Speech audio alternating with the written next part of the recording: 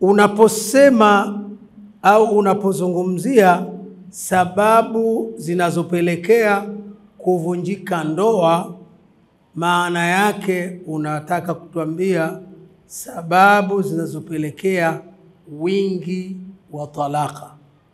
Ingawa ziko sababu zingine hatuna mamlaka nazo. Kwa mfano, ndoa inapotoweka kwa kufa mmoja wa wanandoa, hiyo ni sababu ambayo hatuna namna ya kumwelekeza mtu aiepuke.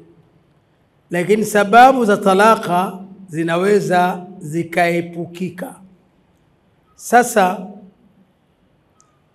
waliochagua hii anwani ndio nyinyi.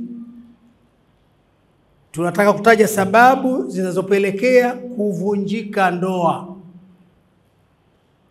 au kama ilivyotajwa neno kwa neno, kutokudumu ndoa.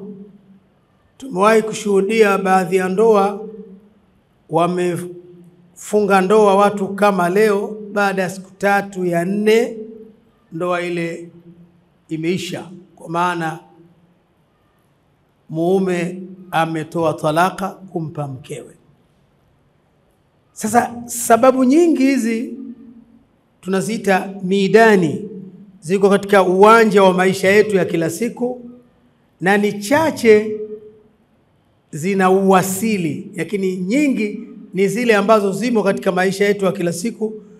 Hata wewe ukijaribu kufuatilia kwa nini hawa wameachana, unaweza kujua sababu. Hawa kwa nini wameachana, kuna sababu. Hawa kwa nini kuna talaka, unaweza ukazijumisha. Ziko nyingi, lakini kuna ambazo hizo kila penye talaka 10, hizo zinaweza kuwa 8 au 7, yani zinatokea sana.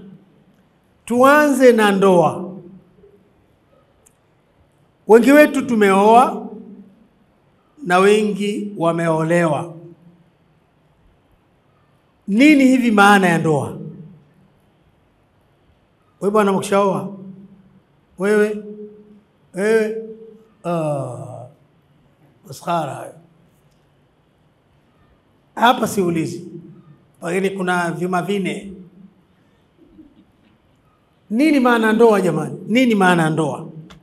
Kwa sababu ziko sababu nyingine za talaka au za kuvunjika ndoa zimewahi kutokea kutokana na mtu kuwa hajui maana ya kuoa. Niliwahi kuuliza katika moja ya vikao kama hivi, nikaambiwa ni makubaliano ya watu wawili. Manake hata Juma na Ali wakikubaliana itakuwa ndoa. Aisha na Fatima wakikubaliana itakuwa ndoa. Si watu wawili?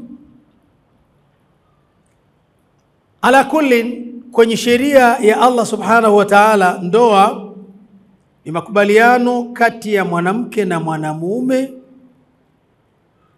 makubaliano ambayo yapo kisheria, na kwa makubaliano hayo unapatikana uhalali wa kila mmoja kuweza kutamatai kimwili na mwingine kwa mujibu wa sheria.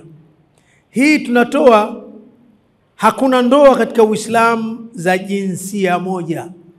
Wanawake wawili hata wakikubaliana haiwi ndoa. Wanamume wawili hata wakikubaliana haiwi ndoa. Mwanadamu na paka haiwi ndoa. Mwanadamu na mbwa haiwi ndoa, na kadhalika na kadhalika.